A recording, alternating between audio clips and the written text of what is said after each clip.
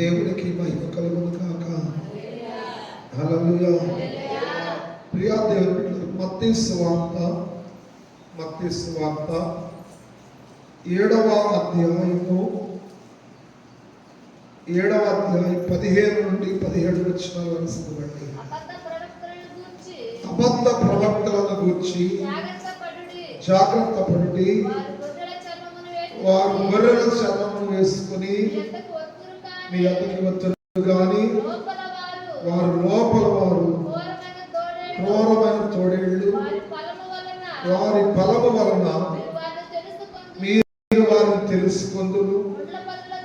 ముండ్ల పొదలలో ద్రాక్ష పండ్లైనను పల్లేర చెట్టుకు అంజూరపు పండ్లైనను పోయిదురా. అలాగుననే ప్రతి మంచి చెట్టు మంచి ఫలములు ఫలించును, పనికి మాలిన చెట్టు కాని ఫలములను ఫలించు. దేవుని స్తోత్రం కలుగును. హల్లెలూయా. యేసు ప్రభుల వారు కొండ మీద ప్రసంగం చేస్తూ ఆయన సువార్త ప్రారంభ దినాల్లో ప్రియమైన పరలోక రాజ్యముల గురించి మాట్లాడుతూ ఆయన కొండ మీద ప్రసంగం చేస్తున్నటువంటి సమయంలో యేసు ప్రభుల వారు అరణ్య ప్రదేశంలో ఉన్నాడని సంగతి తెలిసినప్పుడు విస్తారమైన ప్రజలు కాలినడకతో ఆ ప్రదేశానికి వెళ్ళినట్లుగా మనకు కనబడుతూ ఉన్నారు. ఆ కాలినడకతో వెళ్ళినటువంటి ప్రజలు ఎలాంటి వారై ఉన్నారు అని అంటే భయంకరమైన రోగులను, గుడ్డివారును, మూగవారును, చెవిటివారును, ప్రియదేవుల దయ్యములు పట్టిన వారు, ఊసకాలు చేతుల వారు, చాంద్ర రోగులు, పక్షవాయువు కలిగిన వారు, వీరందరినీ కూడా ప్రభు యొద్దకు తీసుకుని వెళ్ళారు. ప్రభులు వారు వారిని చూసినప్పుడు వారిని చూసి వారి మీద కనికరించాడు. వారిని చూసి వారి మీద కనికరించి ఆయన యొద్దకు వెళ్ళిన ప్రతి ఒక్కరిని కూడా స్వస్థపరిచినట్లుగా 4వ అధ్యాయం 23వ వచనంలో నుండి రాయబడి ఉన్నది. అయితే వారిని స్వస్థపరిచిన తర్వాత దేవుడు వారిని గురించి ఆలోచన చేశాడు. ప్రభుల వారు ఏమని ఆలోచన చేశాడు అనంటే వీరి స్థితి కలిగి ఉండటానికి కారణాలను గురించి ఆలోచన చేసి ఇక 5వ అధ్యాయం ప్రారంభము నుండి ఆ కొండ మీద వారికి మరలా ఎలాంటి సమస్యల్లోనికి మీరు వెళ్లకుండా ఉండాలి, మరలా ఎలాంటి బలహీనతల్లోనికి మీరు వెళ్లకుండా ఉండాలి, ఎలాంటి పరిస్థితులు మిమ్మల్ని వెంబడించకుండా ఉండాలంటే మీరు నడవలసిన విధానం ఏంటని కొండ మీద ప్రసంగంలో మొదట ధన్యతల గురించి మాట్లాడాడు. అక్కడ ధన్యతల గురించి మాట్లాడినటువంటి ప్రభు తర్వాత ప్రియమైన ఉప్పును గురించి మాట్లాడాడు, తర్వాత దీపమును గురించి మాట్లాడాడు. కొండ మీద ఉన్న పట్టణము వెలిగించబడినది అయితే అది మరుగై ఉన్నదని ప్రియమైన దీపముల గురించి మాట్లాడాడు. ఇలా అనేకమైన సంఘటనలను ప్రభులు వారు వారికి తెలియజేశారు.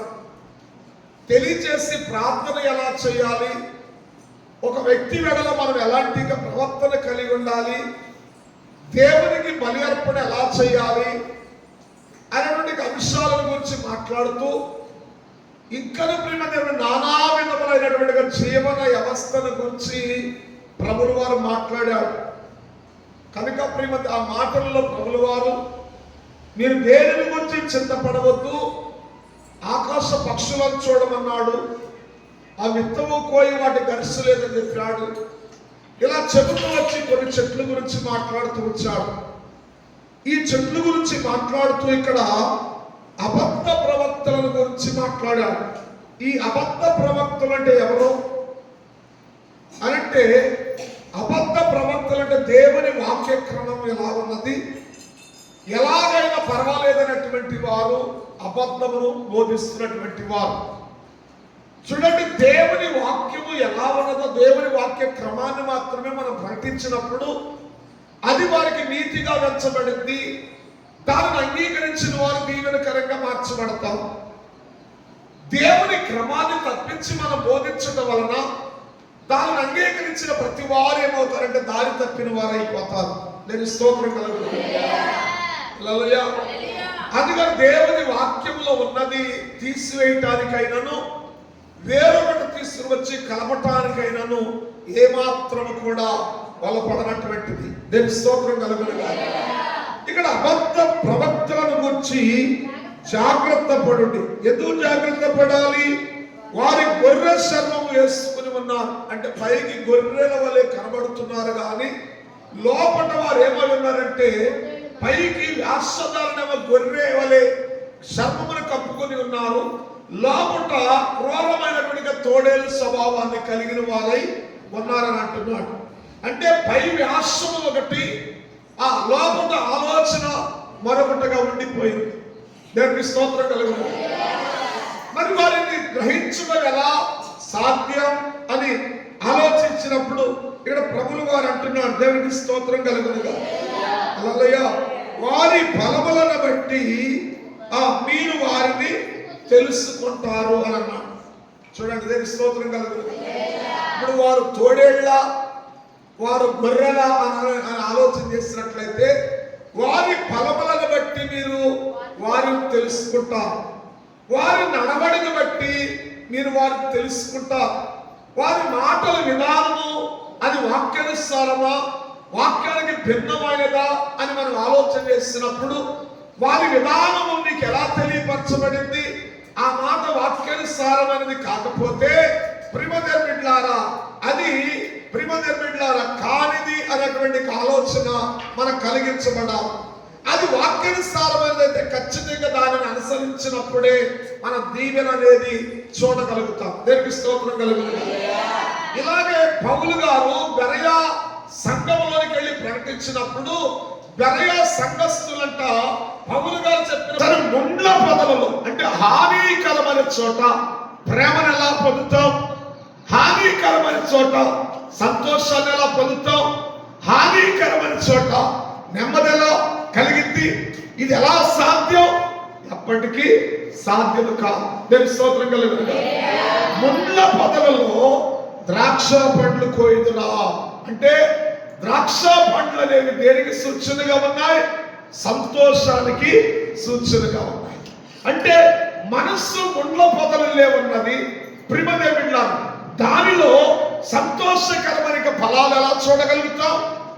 అది ఎప్పటికీ సాధ్యం కాదు. దేని స్తోత్రం కలుగునుగా. ముండ్లకున్న స్థితి ఏంటి? అది హానికరమైనది. ఇక్కడ రెండోది ఏమంటున్నాడంటే పల్లేరు చెట్లను ప్రేమ దేవులారా అంతరు ఫలాలు కోయగలుగుతారా? దేని స్తోత్రం కలుగునుగా. చూడండి, పూర్వకాలంలో దెబ్బలు ఎక్కువగా ఉంటే ఆ దెబ్బల మీద పల్లేరు చెట్లు మొలిచి ఉండే. ఈ పల్లేరు చెట్లు ఉన్న చోట సాపి అయినటువంటి ప్రయాణం ఉండదు. దేవుని స్తోత్రం కలుగునుగా. సమయంగా నడవలేరు. ఎందుకంటే పల్లేరు చెట్లు అనేవి చూడటానికి ఆ నేలంతా సమముగా కనబడుతుంది. నేలంతా చూడటానికి చాలా ముచ్చటగా కనబడింది. పల్లేరు చెట్లన్నీ శుభ్రంగా అల్లేసుకుని నేలంతా చాలా మెత్తగా ఉన్నట్లుగా కనబడింది. దేని స్తోత్రం కలుగునుగా. కానీ అడుగు వేయటానికి కూడా ఆస్కారం లేనటువంటి ముండ్లతో నింపబడి ఉంటుందంట. అయితే అక్కడ నువ్వు అంజూరాలు కోస్తావా అంటే ప్రియమైన నీకు ఆరోగ్యకరమైన పంటలు కోస్తావా? నీకు ఆరోగ్యకరమైన తృప్తినివ్వగలిగిన జీవితం అక్కడ ఉంటుందా? అది ఉండదు. దేని స్తోత్రం కలుగునుగా. ముండ్ల పొదలలో సంతోషమైన ద్రాక్షాలు కొయ్యలేవు. అలాగే పల్లేరు చెట్లలో ప్రియమైన నీకు ప్రియమైన ఆరోగ్యకరమైనటువంటి సంతృప్తికరమైనటువంటి ప్రియమైన అంజూరాన్ని నీవేం చేయలేవు, కొయ్యలేవు. దేని స్తోత్రం కలుగునుగా. కనుక ప్రియమైన అందుకని కొయ్యగలరా? అలాగుననే ప్రతి చెట్టును దేవుని స్తోత్రం కలుగునుగా. ప్రతి మంచి చెట్టును మంచి ఫలములే ఫలించు. దేవుని స్తోత్రం కలుగునుగా. ఎందుకు చెప్పాడు ప్రభుల వారు అంటే ఆ అరణ్య ప్రదేశంలో ఉన్నాడనే సంగతిని గ్రహించినప్పుడంట ఈ విధమైన సమస్యలు కలిగినవా, ఈ విధమైన రోగములు కలిగినవా, ఈ విధమైన కొరతలు కలిగినవా, వారందరూ వెళ్ళి ప్రభు దగ్గరికి వెళ్ళి వేడుకుట వలన ప్రభు వారిని కనికరించి వారిని బాగు చేసి మరలా ఇలాంటి సందర్భాల్లో నువ్వు చెక్కబడకుండా ఉండాలంటే నువ్వు ఎలా ఉండాలో తెలియజేశాడు. దేవుని స్తోత్రం కలుగుతుంది. హల్లెలూయా.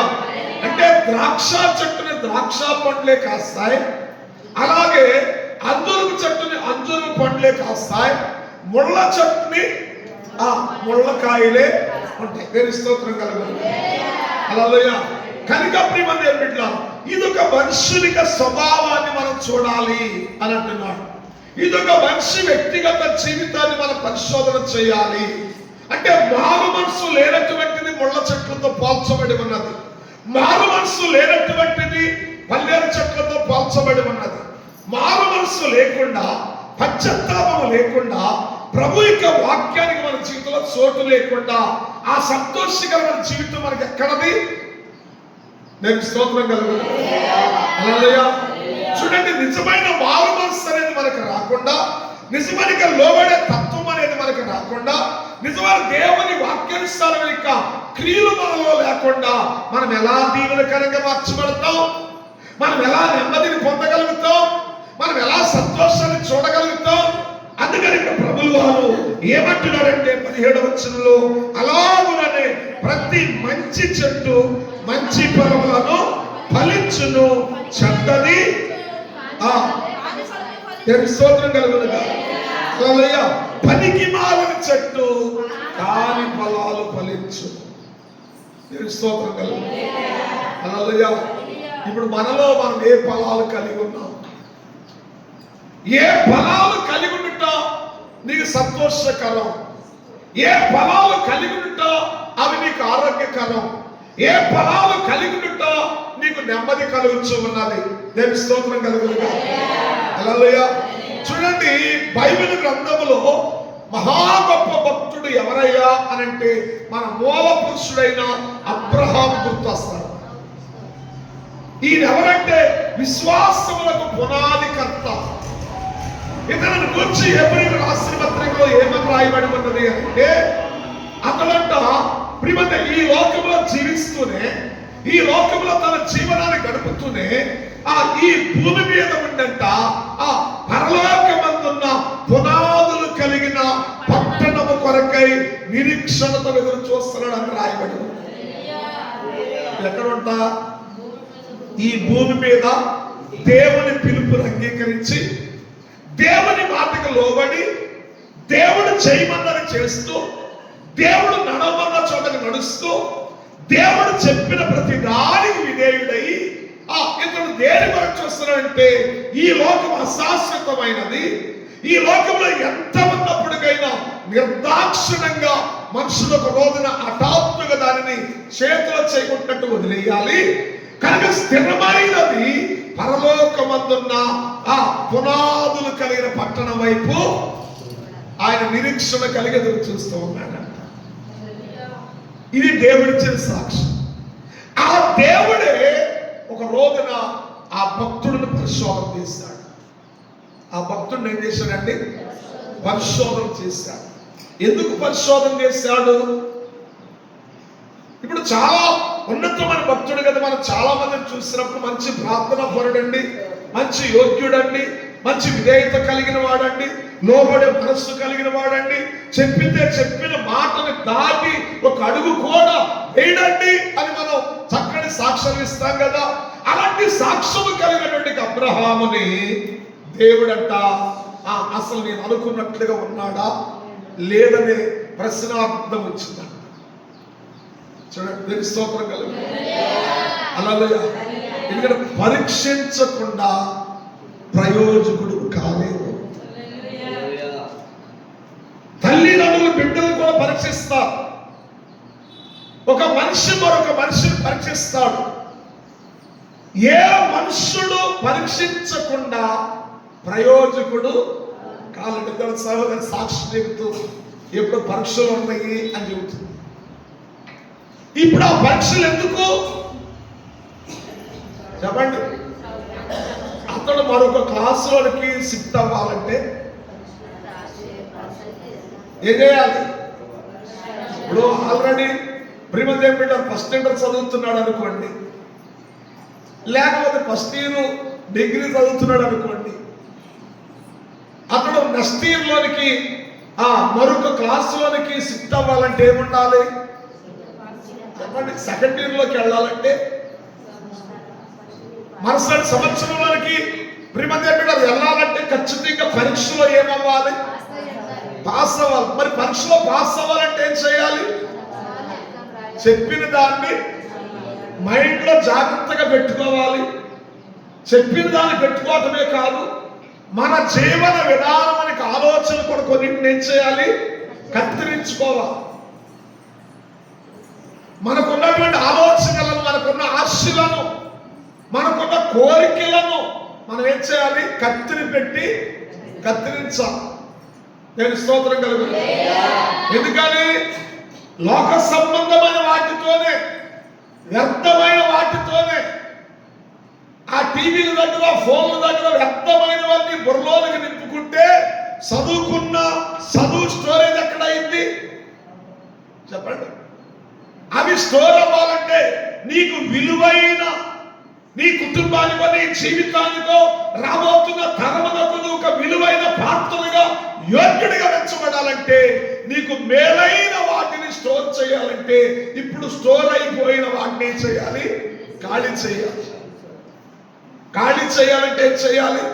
వాటిని మానేయాలి. వాటి మీద దృష్టి మళ్ళీపోవాలి.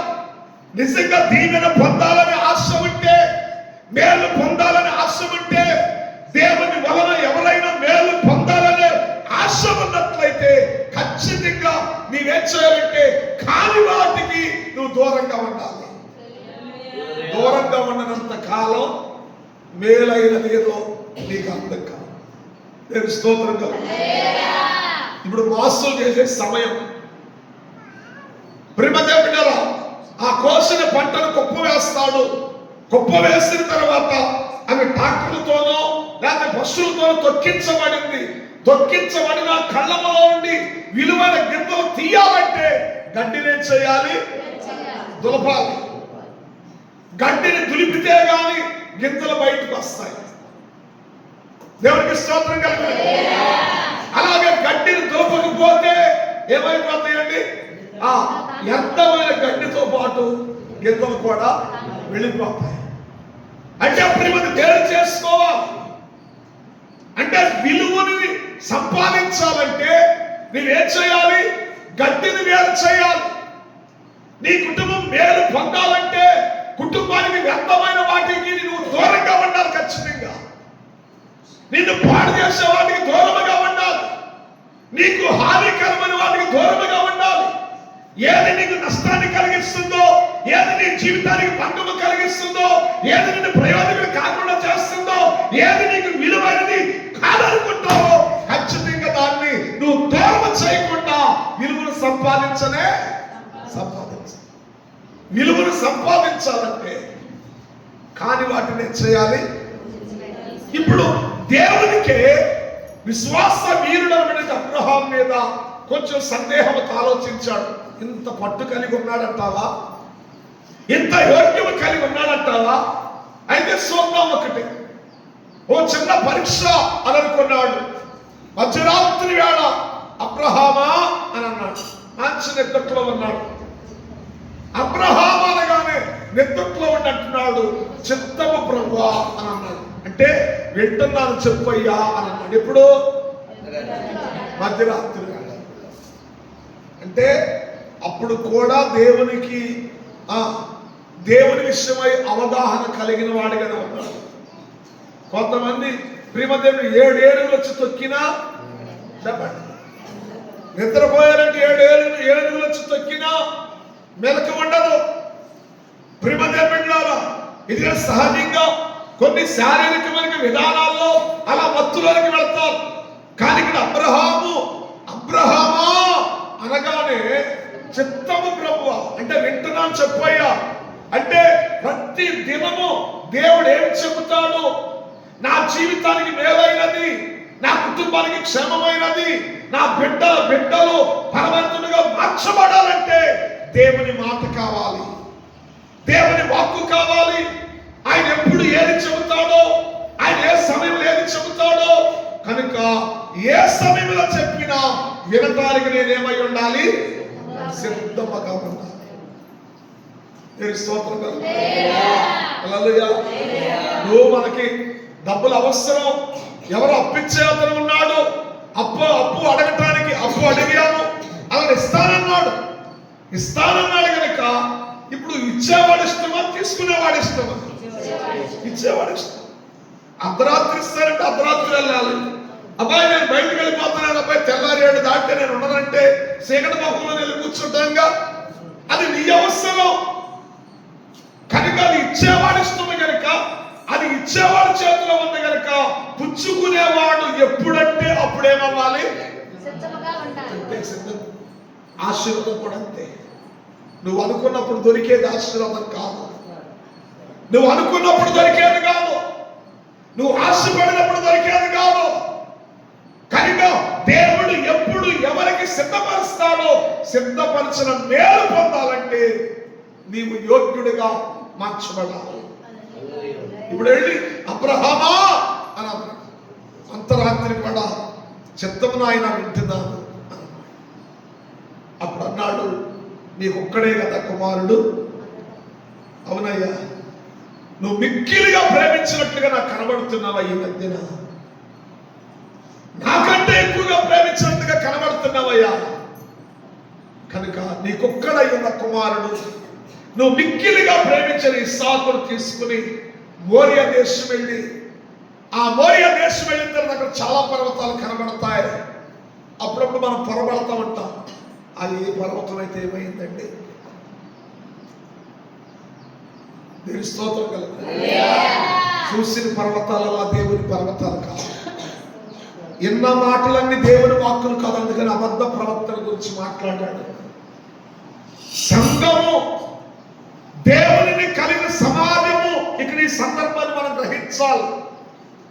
చూసిన పర్వతమల్లా దేవుని పర్వతము కాదు, ఇరిన మాటల్లో అది వేరైంది కాదు. దేవునికి స్తోత్రం కలుగును. మోరియా దేశానికి వెళితే ఆ మోరియా దేశములో చాలా పర్వతాలు ఉన్నాయి. మోరియా దేశమే కదా వెళ్ళింది. ఎక్కడైనా పర్లేదు అనుకుంటావో, అది ఎక్కడైనా పర్లేదు అనుకోవటం ప్రియమైన బిడ్డ, దేవుని వాక్యానికి భిన్నమైన ఆలోచన ఉంది.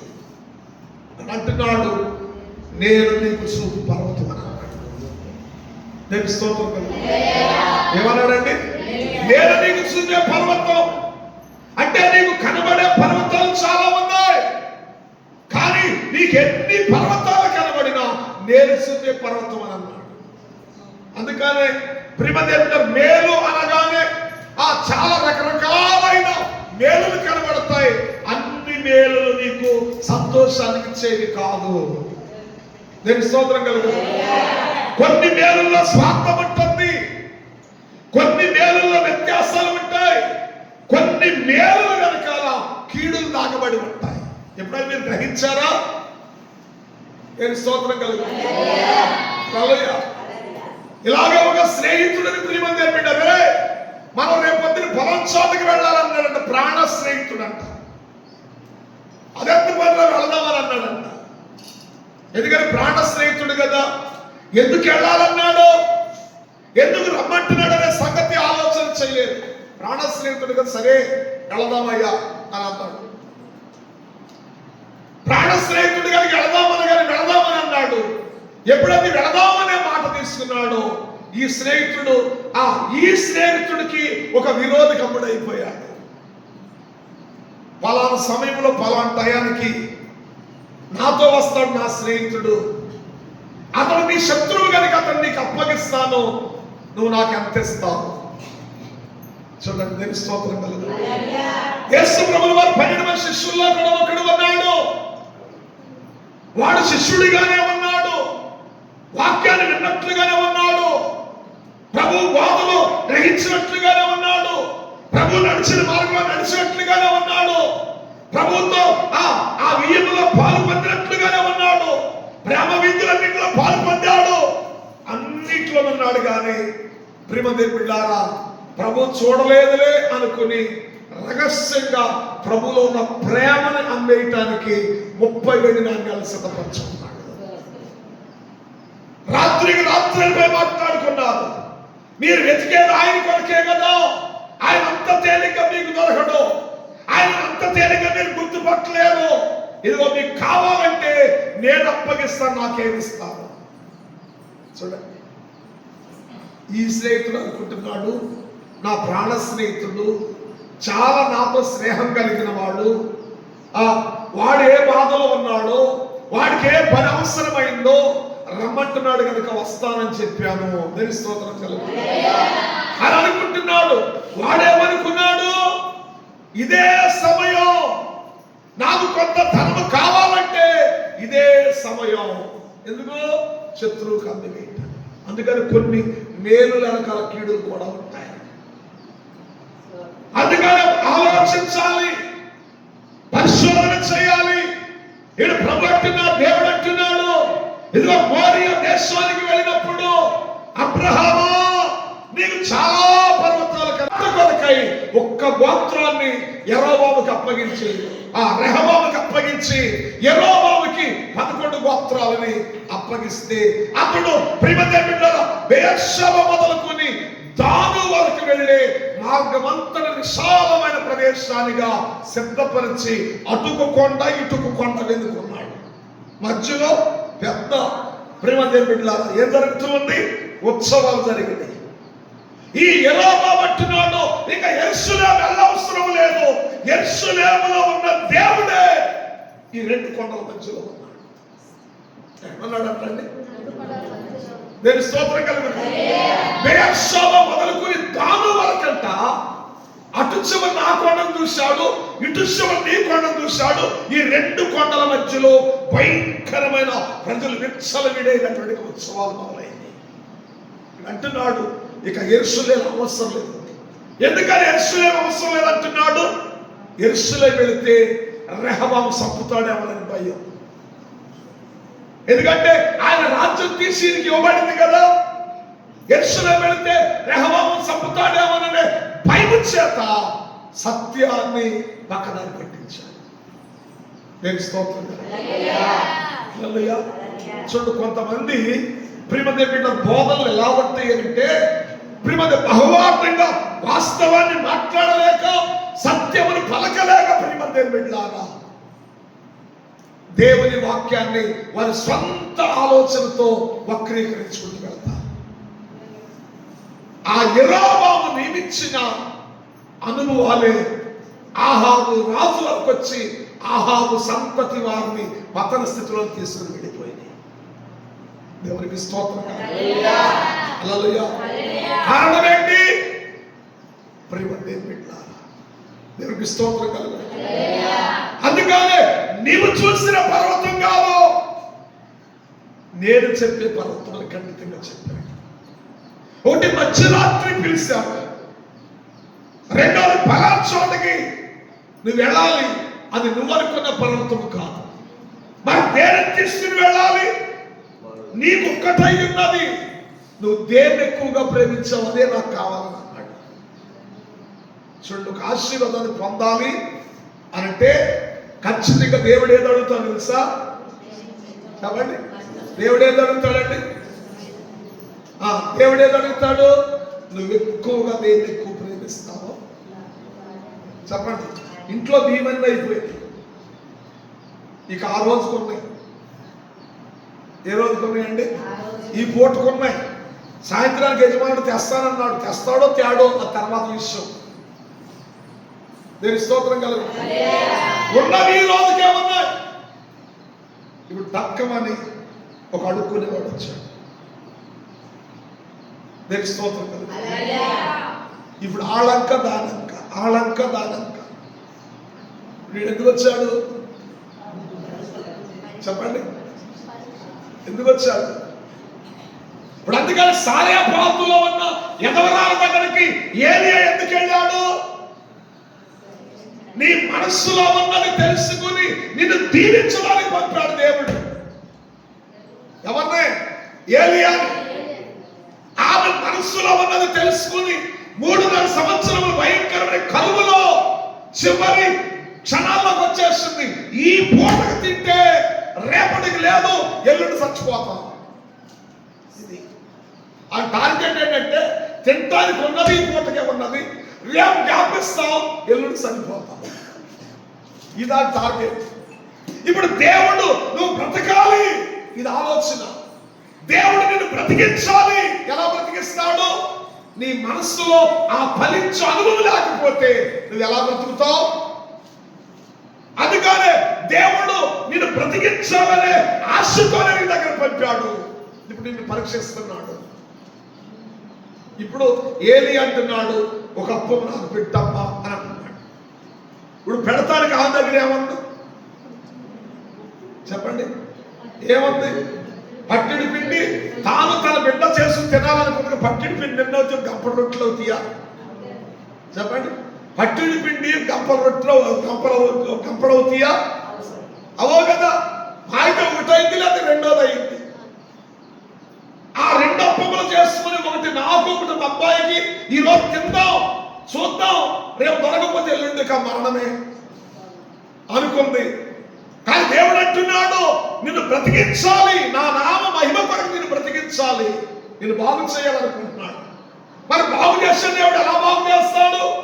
బ్రతికించే దేవుడు ఎలా బ్రతికిస్తాడు? నీ ఆశ దేవుని మీదకు మళ్ళాలి, నీ ఆలోచన దేవుని వైపు చూడాలి, నీ ప్రణాళిక దేవుని మీద ఆధారపడినప్పుడే ఖచ్చితంగా నీ స్థితిగతులను, నీ దిశలను మార్చగలిగిన వాడు ఆయన. హల్లెలూయా, హల్లెలూయా. నీ స్థితి ఎలాంటిదైనా నీ దిశను మార్చగలిగింది మాత్రం ఆయనే. అది నీ ఆలోచన, నీ తెలివ, నీ బలం వలన మాత్రం జరగదు. మార్చగలిగిన వాడు దేవుడు. దేవుని స్తోత్రం కలుగును. ఇప్పుడు అంటున్నాడు, నాకు ఒక అప్పమ్మ చేసి ఇవ్వమనంటే, అయ్యా ఉన్నది పట్టెడి పిండి, తొట్టెలో కొంచెము నూనె, పట్టెడి పిండి ఉన్నది. దేవుని స్తోత్రం కలుగునుగా. నాకు ఒకటి మా అబ్బాయి కూడా చేసుకుని తిని దేవుడి దగ్గర సరిపోదా, ఇది మా చివరి ఆలోచన అయ్యా అనంటే, దైవజనుడు అంటున్నాడు, భయపడవద్దు, దేవుడు ఏదో ఒక అద్భుతం చేయబోతూ ఉన్నాడు. నీ మనసులో ఒక అంగీకారాన్ని బట్టి దేవుడు ఒక ఆశీర్వాదాన్ని ఇవ్వబోతూ ఉన్నాడు. మరి దేవుని మాటను అంగీకరిస్తావా? ఏంటైనా అంటే నీ ఆలోచన పక్కన పెట్టి నేను చెప్పిన ఆలోచన ఫాలో అన్నాడు. దీవెన ఎప్పుడు వచ్చింది? దేవుడు ఏం చెప్పాడు దాన్ని ఫాలో అయితేనే, దేవుడు ఏం చెప్పాడు దాని ప్రకారం నువ్వు చేస్తేనే. నీ ఇష్టానుసారంగా చేసింది దీవెనికి మూలం కాదు, నీ ఆలోచన ప్రకారం వెళ్ళింది దీవెనికి మూలం కాదు. అప్పుడు రెండో మాట మాట్లాడకుండా ఆమె వెళ్ళి మొదటి అప్పం చేసుకుని వచ్చింది. ఇప్పుడు దేవుడు ప్రణాళికది దాని చేతులుంచాడు, ప్రార్థించాడు.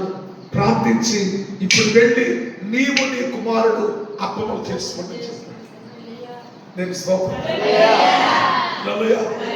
రాయబడిన మాట.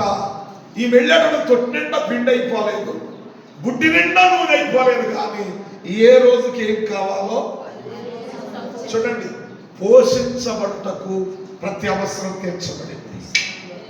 అంటే నీ క్రియ క్రీస్తు యేసునందున్న మహిమను కలిగిందైతే ఖచ్చితంగా నీ ప్రతి అవసరం తీర్చబడింది.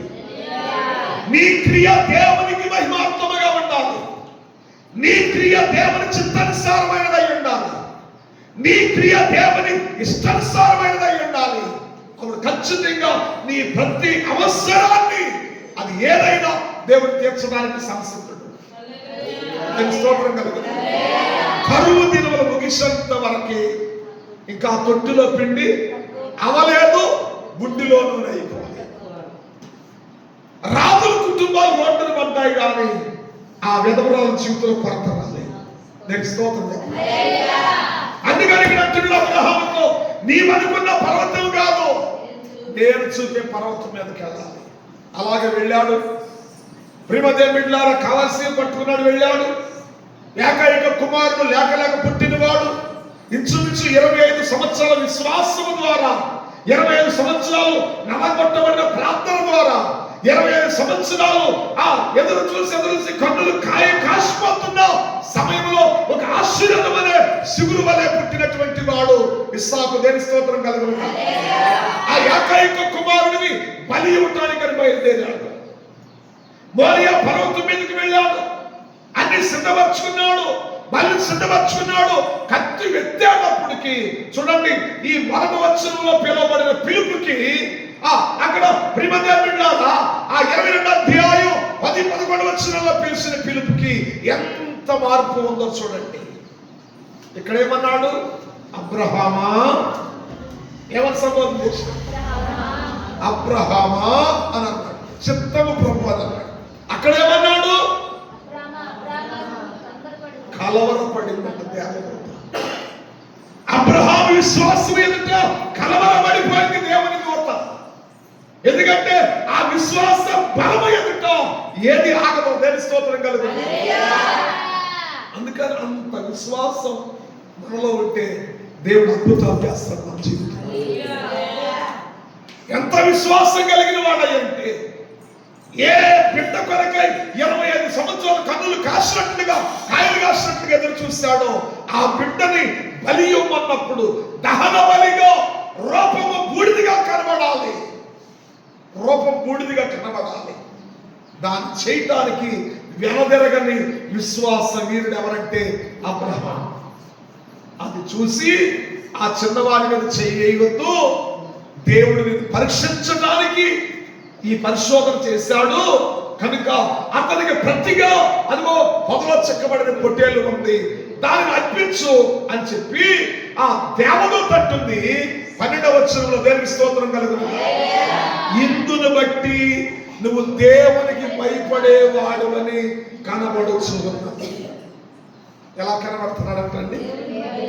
ఎందుని బట్టి? చూడండి, ఎందుని బట్టి కనబడుతున్నాడు?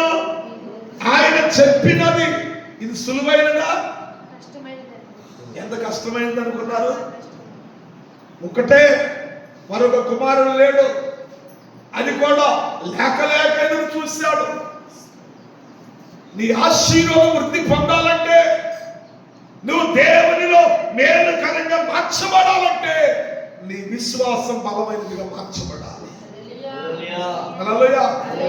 దేవుడు తంటుంది, అబ్రహామా, అబ్రహామా చిన్నవాడిగా చేయవద్దు, ఇందువలన నువ్వు దేవునికి భయపడవాడు అని ఆయన కనబడుతున్నావయ్యా. నువ్వు చూడండి, దేవుని భయమంట దేవునికి లోబడేలాగా చేసింది. ఈ మూలముగా నువ్వు దేవునికి భయపడేవాడివి. దేవునికి స్తోత్రం కలుగుతుంది. చూడండి, ఆ చెట్టులో ఆ విశ్వాస వీరుడు అనడానికి ఆ చెట్టులో ఒక దేవునికి ఇష్టమైన ఫలము కనబడుతుందంట అబ్రహాములో. అందుకని 17వ వచనంలో అబ్రహాం దీవించడం మొదలుపెట్టాడు. ఎలాంటి దీవెనలు వచ్చినాయి అక్కడ? ఆకాశ నక్షత్రముల వలెను, సముద్ర తీరముల వలెనని, ఇసుక వలెను నీ సంతానము ఖచ్చితంగా నిశ్చయముగా దీవించబడను. కౌరవ స్వాధీనపరచుకొందును. నా మాట వినినందున భూలోకములోని జనములన్నీ ఎవరి వలనండి? నీవు నా మాట వినినందువలన, నీవు నా మాట వినినందువలన, నీవు నా మాటకు లోబడినందువలన ఈ నశించిపోతున్నా, ఈ మార్గము తెలియక అసత్యములో పడి నశించిపోతున్నా మానవ జాతందరికీ నీ సంతానము దీవెనకరముగా మార్చబడబోతుందని అంటున్నాడు. దేవునికి స్తోత్రం కలుగును. హల్లెలూయా. నీ సంతానం వలన భూలోకములోని వంశములన్నీ, అది ఎవరా సంతానం? ప్రభువైన యేసుక్రీస్తు. ప్రపంచమునకు ఆశీర్వాదకరముగా అబ్రహాము సంతానముల నుండి వచ్చిన వాడు ప్రభువైన యేసుక్రీస్తు. అప్పుడు ఇచ్చిన వాగ్దానం అండి. ఈ నీ యథార్థత అనేది ఇక్కడ కనబడితే నీ సంతానం ఏమైపోయేది? అప్పుడే నిర్మూలమైపోయేది. వాళ్ళు కూడా మరుగైపోయేవారు. ఆయన చేసిన విలువైన క్రియను బట్టంట, ఆయన చేసిన దేవునికి భయపడటానికి ఆ భయపడే విధానాన్ని కనపరిచిన ఆ క్రియను బట్టంట ఆయన మూలముగా ఇందు మూలముగా భూలోకములను వంశములన్నీ నీ సంతానం వలన దీవించబడతాను. నీ సంతానం ఇక నీడను బ్రతుకుతాను అని దేవుని వాగ్దానం చేశాడు. మరి నిన్ను బట్టి, నీ సంతతిని బట్టి ఈ లోకానికి మేలు కలగాలంటే మరి మనము ఆ దేవుని మాటకు లోబడకుండా ఎలా మనం ఆశీర్వాదకరంగా మార్చబడతాం చూడండి. ఆ క్రియంట దేవునికి ఇష్టమైనదిగా మార్చబడింది.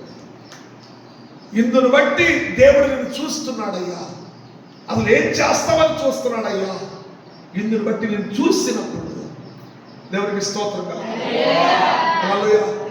నువ్వు దేవునికి భయపడేవాడు అని కనబడుతున్నావు. మరి మనం ఎలా కనబడుతున్నామండి చూడండి. ఆదికాండం 6వ అధ్యాయం 5వ వచనంలో అక్కడ కనబడుతుంది. దేవుడంట నరులను చూడవచ్చాడంట. నరులు చూడవస్తే ఇక్కడ అబ్రహాములో ఆ దేవుడు చూసినట్టు ఏం కనబడుతుందండి? దేవునికి భయపడేవాడు అని కనబడుతుంది. మరి అక్కడ చూడండి చెడుతనం కనబడుతుంది.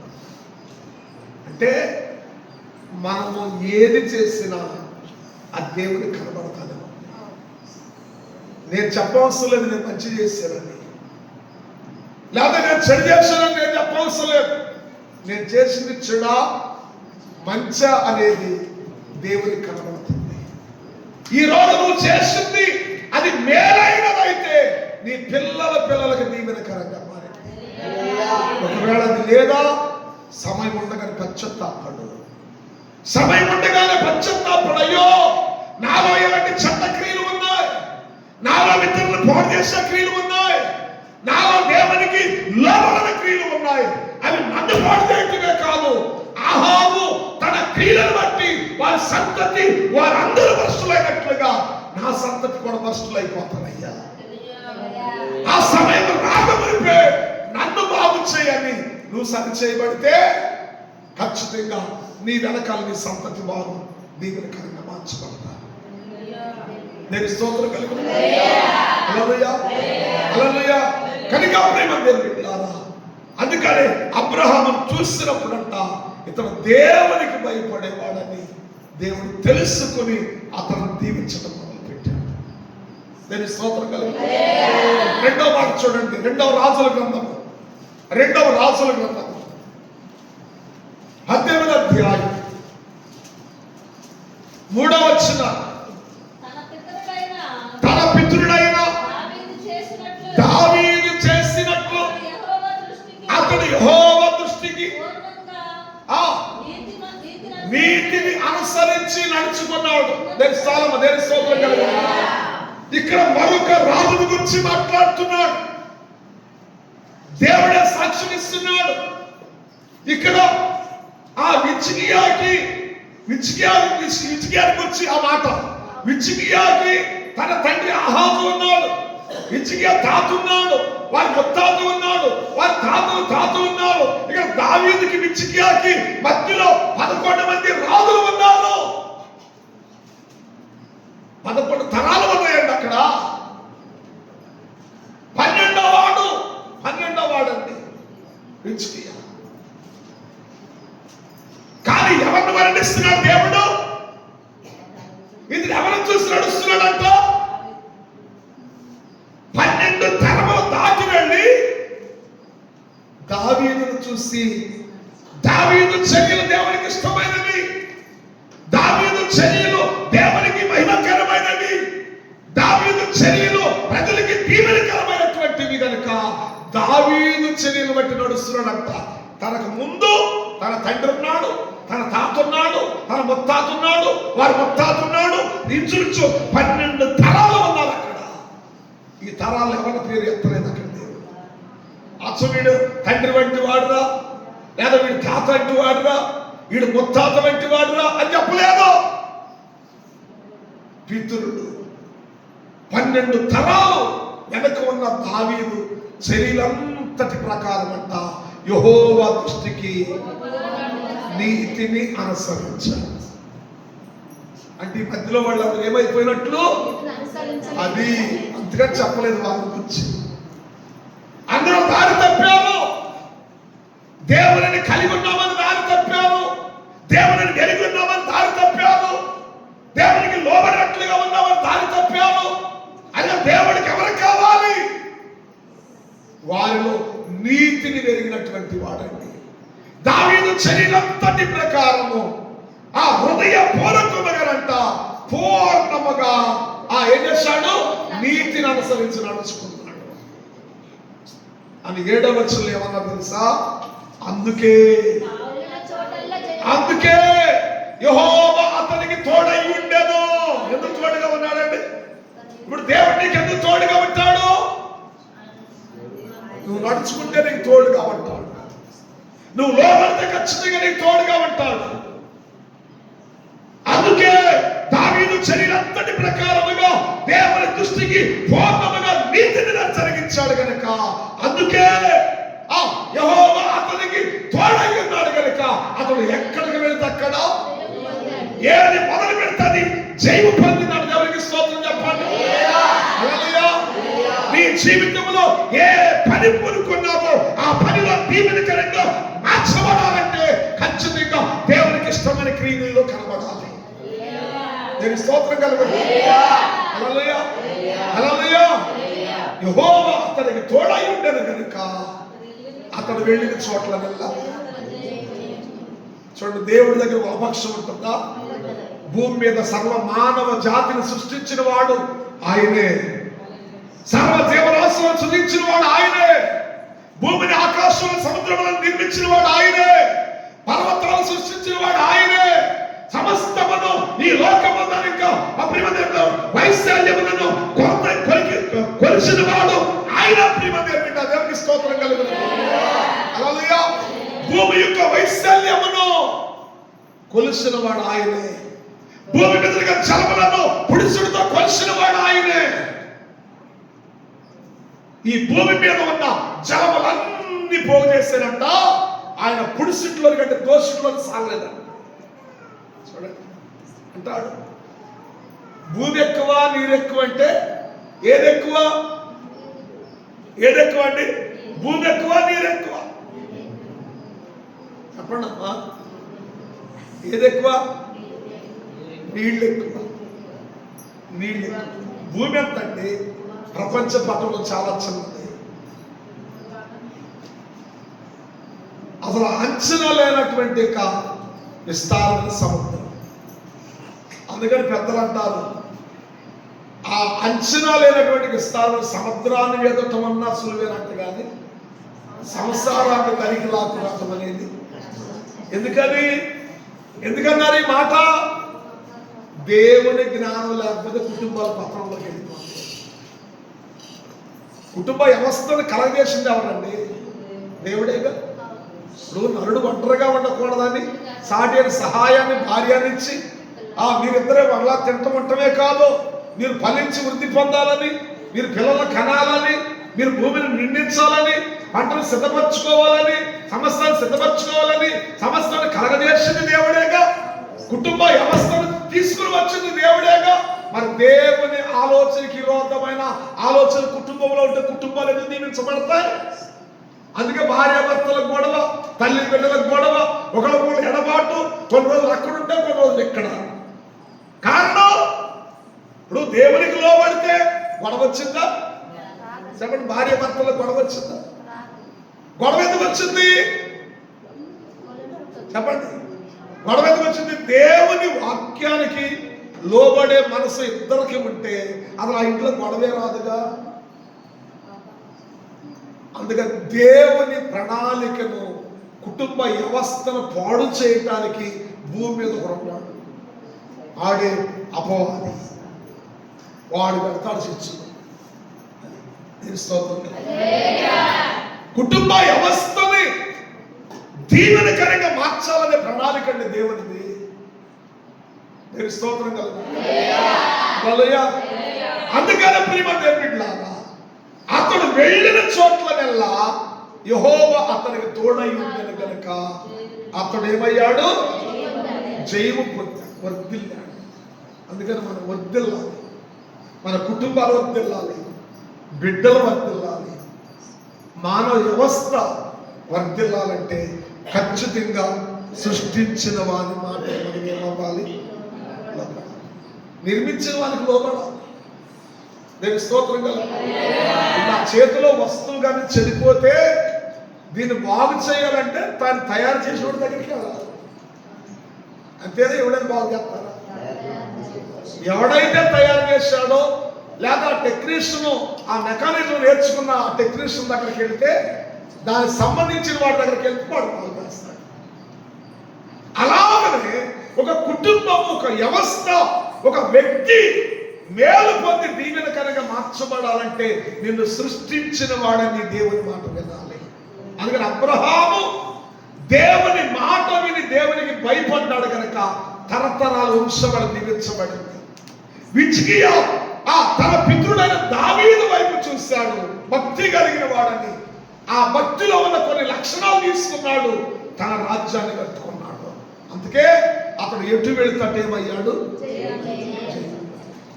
అలాగే మనము కూడా జయము పొందాలంటే, అపజయాల మధ్యలో జయము పొందాలంటే, అన్యాయక్రాంతమైన పరిస్థితుల మధ్యలో జయము పొందాలంటే ఖచ్చితంగా వాక్య జ్ఞానం నీలోకి వస్తే దేవుని ఆలోచన అంటే నీకు అర్థమైంది. దేవుని ఆలోచన అర్థం కాలంత కాలం కుటుంబం సమస్యలే, కుటుంబాల్లో గొడవలే, భార్యాభర్తల మధ్యలో అవ్వచ్చు, రక్త సంబంధుల మధ్యలో అవ్వచ్చు, అన్నదమ్ముల మధ్యలో అవ్వచ్చు, తల్లిదండ్రుల మధ్యలో అవ్వచ్చు, తల్లి బిడ్డల మధ్యలో అవ్వచ్చు. ఇవన్నీ గొడవల కారణాలే. అర్థం అవ్వాలి. దేని స్తోత్రం కలుగుతుంది. మూడవదిగా ఒక మాట చెప్పి ముగిస్తాను చూడండి. యోబు గ్రంథము 2వ అధ్యాయము 8వ వచనం. యోబు గ్రంథము చిల్లబెంకు తీసుకుని బూడిదలో కూర్చుండగా అతని భార్య వచ్చి, నీవింకను యథార్థతను వదలకున్నావా? దేవుని దూషించు, మరణము కమ్మనెను. మూర్ఖురాలు మాట్లాడినట్లు మాట్లాడుచున్నావే. మనము దేవుని వలన మేలు అనుభవించదమా? కీడు మనం అనుభవింప తగదా? ఈ సంగతులలో ఏ విషయముందైనా యోబు నోటి మాట చేత దేవునికి స్తోత్రం కలుగుతుంది. హల్లెలూయా. చూడండి, మహాభక్తుడు ఇతడు యథార్థవంతుడును, న్యాయవంతుడును, దేవుని యందు భయభక్తులు కలిగిన వాడును, చెడుతనాన్ని విసర్జించిన వాడు హృదయ పరీక్షలో పడ్డాడు. ఈ పరీక్ష ఏంటంటే సర్వమును కోల్పోయాడు. ఒకప్పుడు ఊజు దేశంలో ఇతను వంటి ధనవంతుడు లేడు. కానీ ఒకనొక రోజు వచ్చినప్పుడు కంట అసలు ఇతని పేరు చెబితేనే ఈ టైంలో అతని పేరు ఎత్తేవేంటి అని అంటారు. అన్ని ఉంటేనేమో ఎంత భాగ్యవంతుడండి, అక్కడి పేరు తలంచినట్టేనండి అని అంటాం. ఎందుకంటే ఈ ఆరోగ్యం మన సొంతం కాదు, మన జేబులో ఉండే ధనం అనేది మన సొంతం కాదు. ఎప్పుడు ఎవరి స్థితి ఎలా మారిపోయిందో మనుషుడు ఎక్కడో రెప్పపాట్లో తారుమారైపోయింది. భయంకరమైన శ్రమలో పడిపోయి శరీరము రోగానికి గురైపోయి ఒళ్ళంతా పొక్కులు వచ్చేసంట. గోక్కోటానికి కూడా గోడలో శక్తి లేక బూడిదలో కూర్చొని సిల్లా పెంకు పట్టుకుని గీకుతూ బూడిద తీసి పోస్తుంటే ఆ మంట కంట అక్కడ ఆయన నెమ్మది అనిపిస్తుంది. ఎక్కడ ఉండాల్సిన వాడు? రాజభవనంలో ఉండాల్సిన వాడు, ధనవంతుడు. ఊజు దేశంలో అతని వంటి ధనవంతుడు లేడని అన్నాడు. కానీ ఒక దరిద్రుడు అయిపోయాడు. తినడానికి తిండి కరువైంది, ఉండటానికి నీడ కరువైంది, బాగు చేయించుకోవడానికి ఆరోగ్యం కరువైపోయింది, ఆ మెడిసిన్ కరువైపోయింది, వైద్యం కరువైపోయింది. చిల్లాపేట తీసుకుని శరీరాన్ని గోక్కుంటూ బూడిదలో కూర్చుండి ఆ గాయాల మీద బూడిద పోస్తుంటారంట. ఆ మంటకి ఈ మంటకి సరిపోయింది. అప్పుడు అంటుందంట భార్య వచ్చి, ఏమయ్యా ఇంత జరిగిపోయిన యథార్థత అంటావు, ఎక్కడుంది నీ యథార్థత? ఏముంది నీ భక్తి? ఏమయ్యా నీ దేవుడు? ఆ నోటితో 2 మాటలు దేవుని దూషించు, చెయ్యి వదిలేస్తాడు. ఎక్కడ మరణిస్తావు అని అంటే అప్పుడు అంటాడు, నువ్వు మూర్ఖురాలు మాట్లాడినట్లు మాట్లాడుతున్నానే, మనం ఎల్లప్పుడూ మేలు అనుభవించే వారివేనా? అలాగని కీడును అనుభవించడానికి తగదా? ప్రతి మనుషుడు ఎండ ఎంత అవసరమో వాన కూడా అంతే అవసరం. నేను స్తోత్రం చెప్పండి. అలాగే ఈ ప్రకృతిలో ఎండ ఎంత అవసరమో వాన కూడా అంత అవసరం. కనుక సంతోషం అనేది ఎంత అవసరమో అలాగే ఆ సంతోషము లేని స్థితి కూడా అంతే అవసరం. ఎందుకు? కొన్ని పరిస్థితులు మనకు అనుభవాలు నేర్పుతాయి. అన్నీ ఉన్నప్పుడు అందరూ దగ్గర కొంటారు, ఏమీ లేనప్పుడు చెప్పండి అప్పుడు అనుభవం వచ్చిందంట. అయ్యో నా చుట్టూ ఉన్న వాళ్ళందరూ నా వాళ్ళే అనుకున్నానే,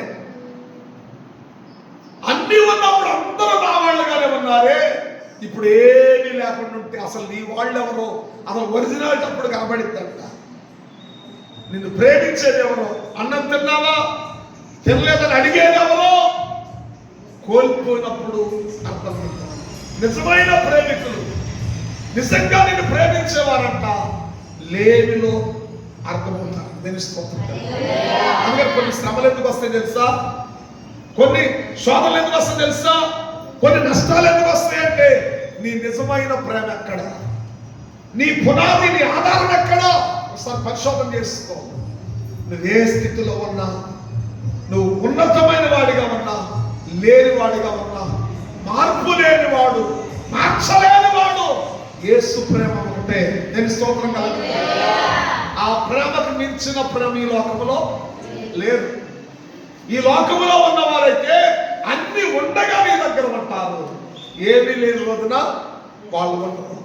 కానీ దేవుడైతే అన్ని ఉన్నప్పుడు ఉన్న దేవుడు, లేనప్పుడు కూడా అలాగే ఉంటాడు. ఉన్నప్పుడు ఎలాంటి నిరీక్షణ, ఎలాంటి అకామిడేషన్ మనకి ఇచ్చాడు, ధైర్యాన్ని ఇచ్చాడో అలాగే లేనప్పుడు కూడా అదే ధైర్యాన్ని ఇస్తాడు.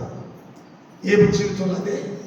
అందుకని ఏమని గురించి సాక్ష్యం ఇస్తున్నాడు, ఇన్ని శ్రమలు వచ్చినా, ఇన్ని నష్టాలు జరిగినా ఆయన నోటి మాటలు పాపం చూడలేదంట, దోషం చూడలేదంట. మనమైతే ఏమంటాం, ఎక్కడున్నాడండి దేవుడు? ఆ దేవుడింటే నాకు ఇన్ని బాధలు వస్తాయా? చూడండి, ఏ భక్తి నీది? దేవునికి స్తోత్రం. వాటమి మీద పోయబడిన భక్తి వల్ల ఉండకూడదు. వాటం మీద ఎన్ని నీళ్లు పోసినా ఏముండవండి, అక్కడ ఉండవు. కనీసం అంగుళ మొత్తం కూడా అక్కడ నేల నాందో వాటం మీద పోయబడితే అలాంటి భక్తి కాదు, సమభూమి కలిగిన భక్తిని కలిగిన వారు. అందుకని బ్యాలెన్స్గా ఉండాలి. మనకు రెండు చేతులు ఉన్నాయి, ఒకటి విలువైనది, ఒకటి విలువ లేదు. రెండు చేతులే.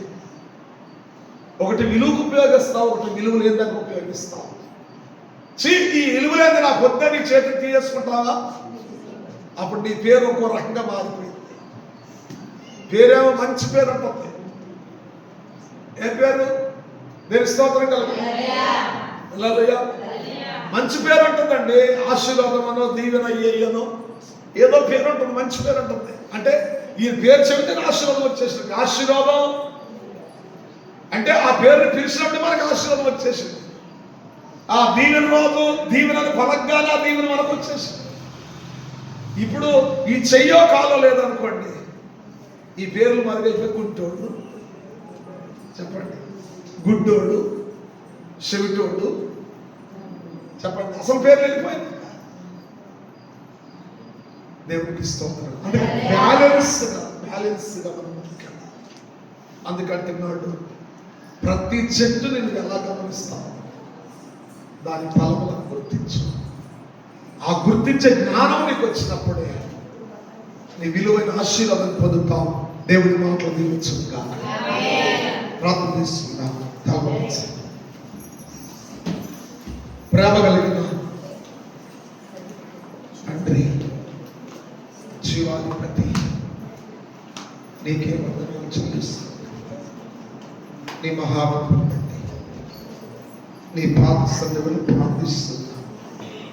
నీ కృపా, నీ కాపుదల, నీ సన్నిధి భద్రత తోడుగా ఉంచి మీరు మేలు చేసి మహిమ పొంది దీవించి ఆశీర్వదించి మీరు బలపరిచి